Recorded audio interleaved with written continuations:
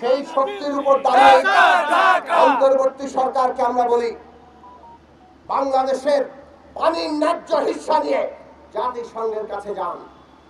জাতিসংঘের তত্ত্বাবধানে সালিসি বিধান রেখে নতুন করে চুক্তি করতে হবে।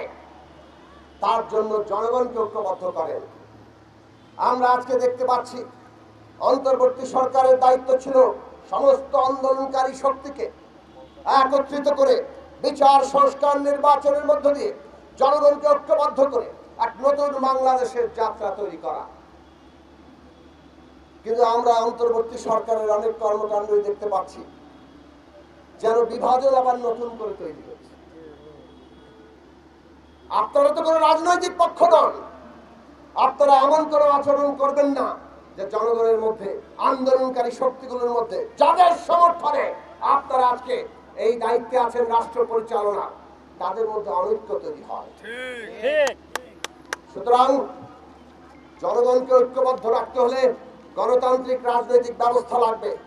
তার জন্য বিচার দরকার, তার জন্য সংস্কার দরকার, তার জন্য নির্বাচন দরকার।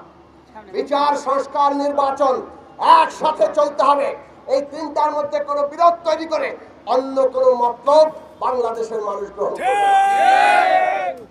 কাজেই আমরা পরিষ্কার করে বলতে চাই, এই তিন কাজ অতি দ্রুত রোডম্যাপ ঘোষণা করেন, জনগণকে ঐক্যবদ্ধ করেন, আর ঐক্যবদ্ধ জনগণের শক্তির উপর দাঁড়িয়ে জাতিসংঘে যান, আমাদের নদীর পানির ন্যায্য হিস্সা আদায় করেন। মানুষ আপনাদেরকে স্যালিউট করবে।